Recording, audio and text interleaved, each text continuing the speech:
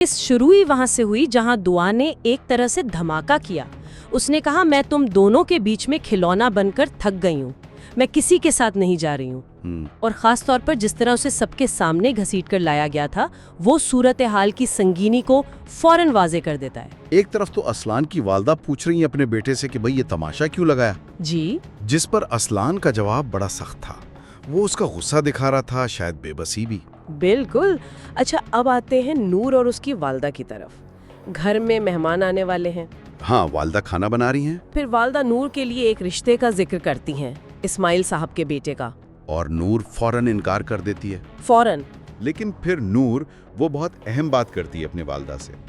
पूछती है कि मेरे और भाइयों के साथ अलग सलूक क्यों? जी, कि मेरी परेशानियों को इतनी अहमियत नहीं दी जाती जितनी भाइयों के मसलों पर वालदा परेशान हो जाती हैं। और फिर नूर जो दिल में सोचती है कि शायद वो मोहब्बत का इंतजार कर रही है, और क्या सबके लिए शादी जरूरी है। अब वापस आते हैं किस्त के मेन पॉइंट पर, असलान और दुआ की वो शदीद बहस।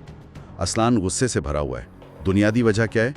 दुआ का यूनिवर्सिटी जाने के बारे में झूठ बोलना। जी, दुआ मानती है कि उसने गलती की, लेकिन साथ ही वो असलान के रिएक्शन पर और अपनी माँ की बेइज्जती करने पर भी तनकीद करती है। और नीचे असलान की वालदा ये सब सुन रही हैं, परेशान हो रही हैं। जी, जो ये जाहिर करता है कि ये सिर्फ मियाँ बीवी का झगड़ा नहीं रहा, अब ये पूरे खानदान को लपेट में ले रहा है। अच्छा, दूसरी तरफ ज़ैनब का रद्द अमल देखें।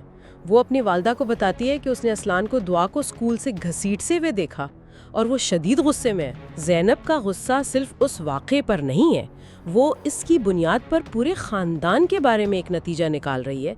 और दूसरी तरफ नाइला मुस्तफ़ा को तसल्ली दे रही है कि तुमने सच बताकर ठीक किया दुआ की क्लासेस के बारे में, क्योंकि सच तो सामने आना ही था। मुस्तफ़ा को फिर भी गिल्ट हो रहा है।